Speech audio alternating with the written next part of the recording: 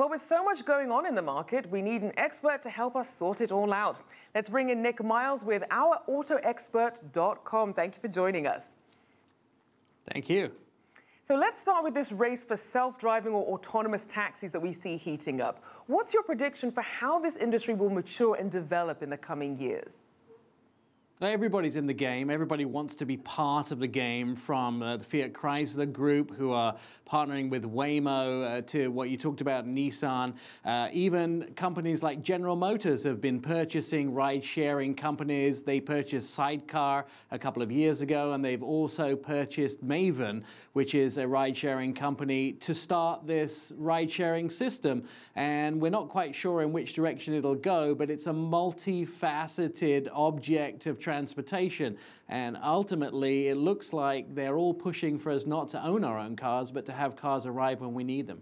Now, we're certainly seeing a lot of these partnerships, but some analysts have called Japan's SoftBank the real winner in the ride-sharing world. As we've mentioned, it's invested in multiple ride-sharing businesses across the world, including Uber, Didi in China, Brazil's 99, Singapore's Grab Taxi, and India's Ola. What's your take on this strategy of kind of having your hand in all these different pots?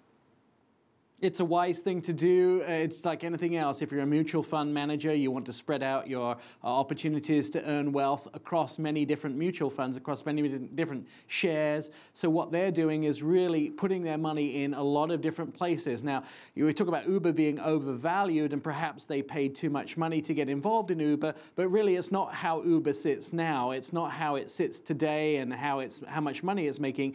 They're really banking on this company being really big in the future. But they haven't just invested in Uber, they've invested in all of these other places. So they're really looking to this revolutionizing the transportation industry and not putting their money into one single player. It's like backing multiple horses in a big race. Now, let's also talk about Uber. We know that they have been hit with a number of scandals in recent years. We have former CEO Travis Kalanick's troubles, this toxic culture of sexual harassment, misconduct, and even passenger safety concerns that had London actually revoke its license. How is the company viewed right now, especially by investors? It's a difficult one. Drivers are unhappy. We've seen some systems where drivers are actually earning less than the minimum wage. There's reports out of Detroit that the drivers are only earning about $8 an hour. I have Uber drivers in Chicago that I talk to on a constant basis that are finding that they're not earning much more than $15 an hour. So on that end of things, people are looking to Uber and see that they're not really this rich company that's helping develop jobs and helping develop people, but the idea of what Uber is doing is for the future. Unfortunately, your investment is not just in the technology, it's not in the ideas, it's in people. It's in the technologists and those people developing the software, along with the lawyers and those people who are making the company a whole as it is. And if you invest in the poor people, sometimes you get poor responses. So really, it's a people's game of investing in the right people to do the right job. And Uber have had a few hurdles to jump over, and they may have tripped once or twice in the last year. And looking more broadly at the ride-sharing industry overall, what do you see as the biggest challenges going forward? Legislation is probably the big challenge going forward. You know, we have autonomous cars, we have autonomous taxis that could be on the road today. I drove 4 years ago, I rode, is probably the right language, in an autonomous Nissan Leaf around a course in California. The car did absolutely everything.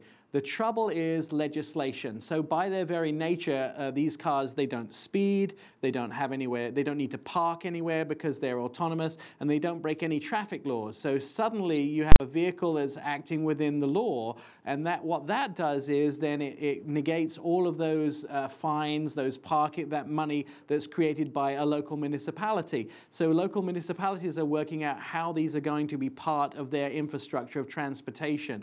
These vehicles operate in a different way than other vehicles do. And so these companies now are having a hard time working with local governments to understand who has governance over them, where they should be able to operate. It's about licensing state and nationally. The federal government may get involved at some time, so it's really massive legal hurdles. The technology is there, the infrastructure is there, the money is there, the legislation is what's lacking.